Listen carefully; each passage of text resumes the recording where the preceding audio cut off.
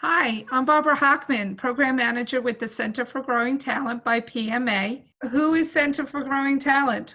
Well, we're the charitable arm of the Produce Marketing Association, which is the largest association for the fresh produce and floral industry.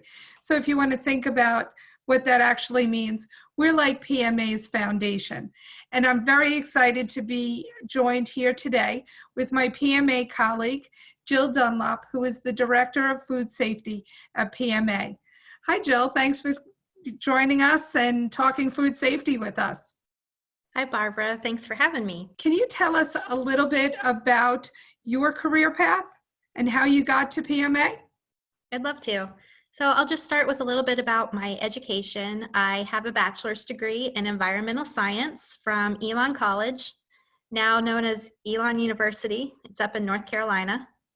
And my first career out after school was working for the University of Florida. So there I was a biological scientist, and I worked in a laboratory that did plant physiology research where we would stress citrus. And the center that I worked at for the University of Florida was the Citrus Research Center. So all research that was done at the center was on citrus specifically. The experiments I worked with had to do with us stressing different varieties of citrus with either flooding, salinity, sometimes different insects or disease pressure. And I worked there for about 9 years and ended up leaving right around the time that greening had started to become a big issue for the industry, also known as HLB. And I did a little bit of research on that, and then I ended up going to work in the industry for a berry company. So this company was called Sunny Ridge Farms, small owned company, 3 brothers owned it. There, my career started out where I would be a liaison between the berry growers and the marketing end of the company. So I would help advise berry growers on fertilizer, pest control recommendations.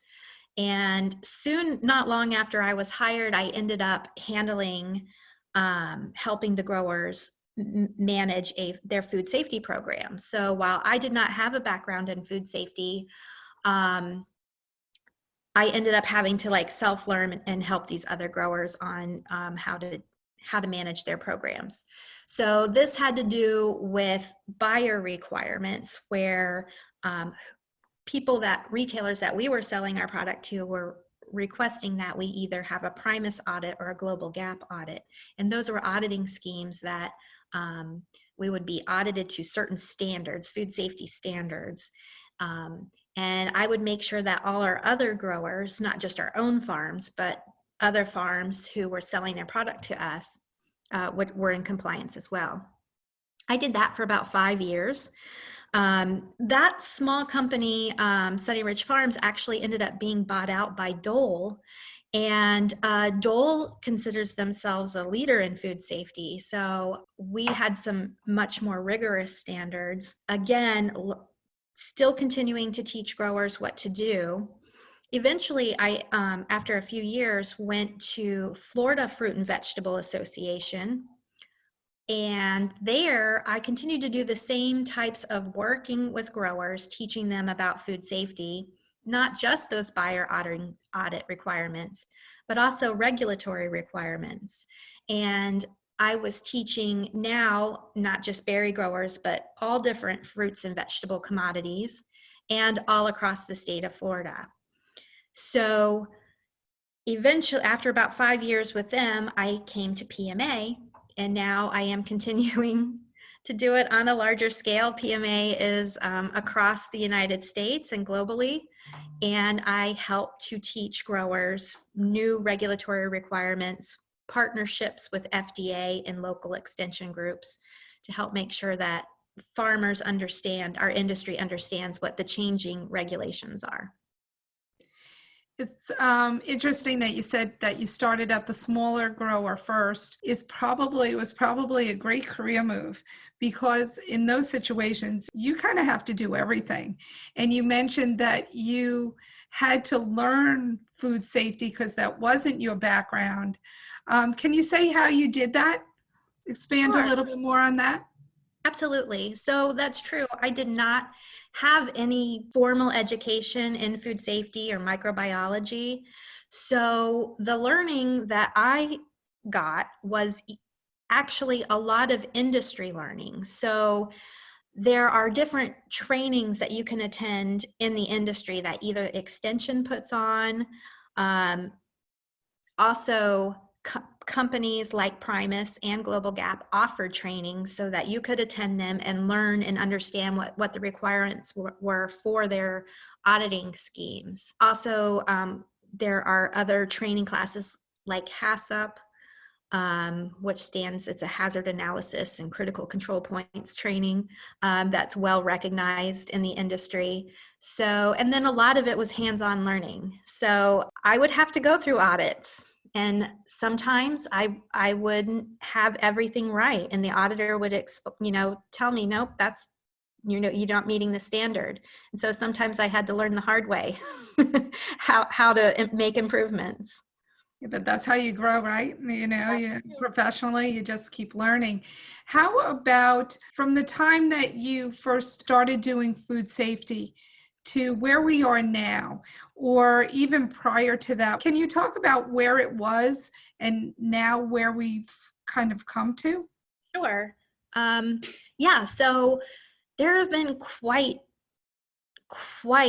a crazy amount of change that has happened over the years. I would say probably back in the mid 2000s, maybe around 2005, in that range, was when produce really had a wake-up call.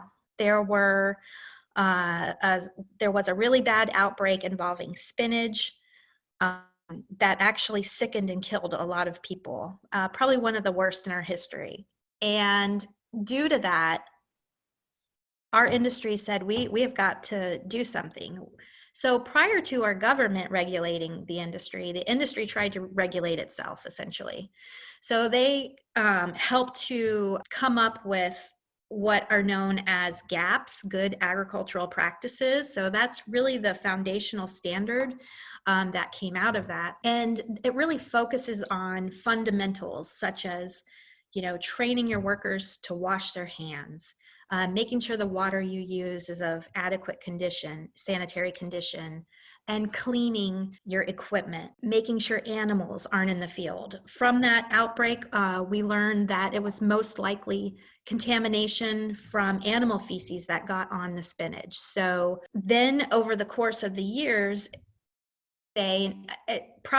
another 10 years, so 2011 was when FSMA, the Food Safety Modernization Act, was signed into law. Congress passed that act, and that was the first time formally our food laws have been changed since about 70 years, so in the 1930s. And this is the first time that farms now were regulated by the government in terms of food safety. There's a lot of other farming regulations, but not in terms of food safety. So FSMA also, the main point to passing this law and modernizing our food safety laws had to do with prevention. What we were really trying to focus on, because farms and produce is grown outside, you're never going to have it in a completely sterile environment. So you can't take, there's always going to be some risk, but we want to do everything we can to minimize it and prevent it as much as possible. And so that's what this rule kind of set the standards, the minimum standards for everybody to follow. So you go from buyers and the industry trying to regulate to the actual government setting standards for everybody.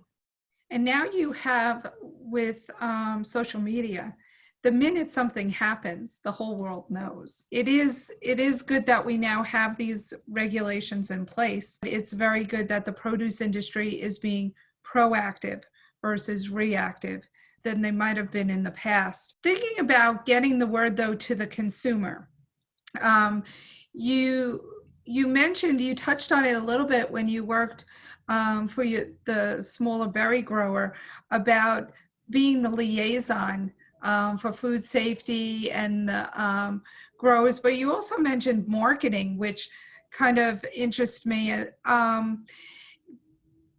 How well do marketers need to know about the food safety, and how do they pass that along to the consumers? And I'll give you an example. I never even thought about this, but consumers should not wash bag lettuce. How do you tell that to the consumer? Well, there are groups out there, consumer groups that the industry works with to help share this message to the actual consumers. So Extension often and PMA helps, connect with Extension to make sure that those Extension agents who are going out to the communities to converse with consumers can explain, the best food safety handling practices, and pass those along. So it is important that everybody is aware of good food safety practices. So not just the manufacturers of your food or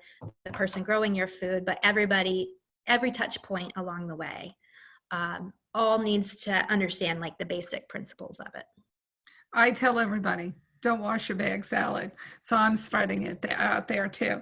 Also, for sustainability, things are kind of shifting a little bit, and I wonder if that's creating now a new obstacle or not. I notice in the grocery store, they're starting to get away from using the plastic. I'm a big celery eater, and normally my stalk of celery was in a plastic bag. Now, the last time I went to the grocery store, just had a rubber band around it. So is that creating anything new food safety wise that the retailers have to pay attention to? And then also to the consumers? Well, that's a good question to bring up. I didn't really get into a lot of the particulars of what FSMA requirements are, but regardless of how the food is packaged, it needs to be unadulterated. It needs to be safe for people to consume. And often when you think about, there's a lot of different commodities grown a lot of different ways, but there are some key principles to think about in terms of food safety. And I always like to express it as, what is contacting that product that a person's going to eat? So when you think about it, along the way, has somebody touched it and handled it, like when they brought it out of the field, when they picked it from the tree? So that person that was handling it, we want to make sure they don't contaminate the product. So we train them to wash their hands. We train them when they pick that product in the container they're going to put it in. That container, we don't want it to transfer anything onto the product. So we have to make sure that whatever policies we have in place, those containers remain sanitary. So you just think along the lines, regardless of the packaging it's put in or not put in, every time that product touches something, you want to have a control in place to minimize transfer of contamination. So that's really what you want to think about in terms of food safety. And that's where I think traceability also comes in, because if there was any contamination along the way, all those touch points throughout the supply chain. Can you just touch a little bit on traceability? You do want to have in place a system where you can trace one step back and one step forward. So, if you're the farmer, you want to know the field that product is coming out of and who you're selling your product to. If you're a grocery store or a restaurant, you want to be able to trace where that food that you purchased came from and who you sold it to. So everybody has a responsibility to keep track of a system in place. There was an initiative that happened about in the 2010 range called the Produce Traceability Initiative. And that was where the industry started a campaign so that growers would put on every bin a scannable barcode that could trace the product through the whole supply chain. So from the farm all the way to the consumer. And that scannable barcode would have information on the date it was picked, the field it was picked from, and every step along the way. That system isn't perfect. Not everybody is utilizing that system. But I would say a large majority of the industry is, and that's one way to capture the data is in the scannable system. But even small farms can have a traceability program that doesn't require such sophistication, but is really just a simple coding system that they stamp on the box and have paperwork that keeps track of where that product is moving throughout the chain. Speaking of small farms, are they held to the same criteria as your larger growers, like your, Taylor Farms or Driscoll's or Dole's? That's a great question.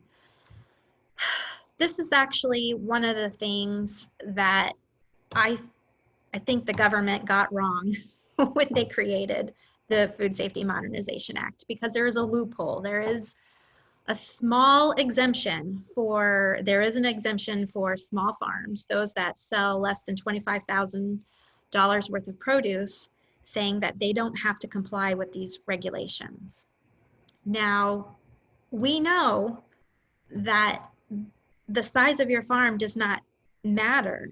It shouldn't matter in terms of being able to produce safe food. Even small farms can make people sick, and that there have been outbreaks to show that. So even though that regulatory requirement does have some loopholes, still industry and local and federal governments are still trying to train those small growers. So, we have worked with programs to partner with smaller farming alliances to help make sure that those growers who grow at CSAs and roadside stands and farmers markets are being trained on these rules just as well as the bigger farms. So yes, we do encourage them to meet those minimum standards. And now a growing segment in our industry is controlled agriculture. You have more greenhouses popping up. You have hydroponic farms. You have vertical farms. You have warehouses that are now being converted into vertical farms. Does that pose any different food safety concerns? No, not really. I mean, every farm is going to be unique. Every farm is going to have certain hazards and risk associated with it, but you will want to evaluate each farming practice for itself. And, every farm is going to have workers that are coming into contact with the product. So you want regardless of if it's grown outside or if it's grown in controlled ag, you still want those workers to make sure that they're washing their hands. If you're using water outside on a farm or in a greenhouse, you want that water to meet that sanitary criteria. So you have to really look at each farming operation individually. Taylor Wegmans, they will not buy from a grower is in a certain proximity of where animals are, just to ensure that E. coli does not get into anything. Yeah, certain retail places they may make their own more stringent requirements. The government sets a minimum standard, but yes, buyers may require their suppliers to meet more stringent requirements. That is possible, yes. And growers and processors, they have their own food safety folks who are constantly taking samples and testing or testing their own water.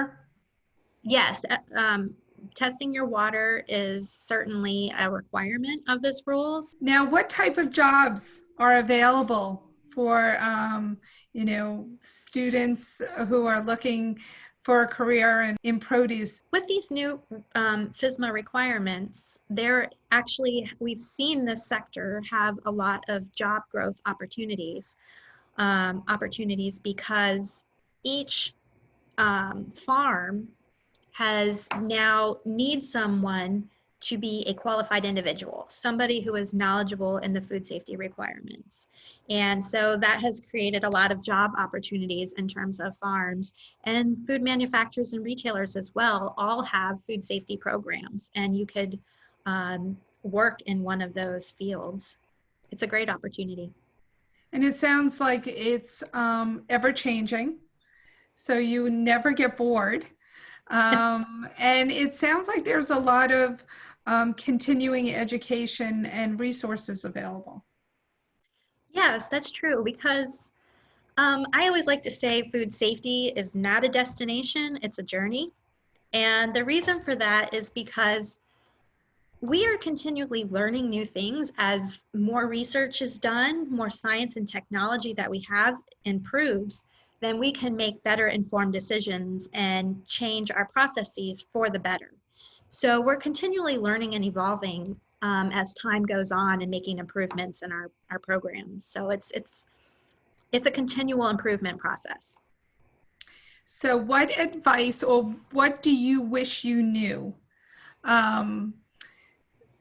before you started, now that you're in food safety, what do you wish you knew before?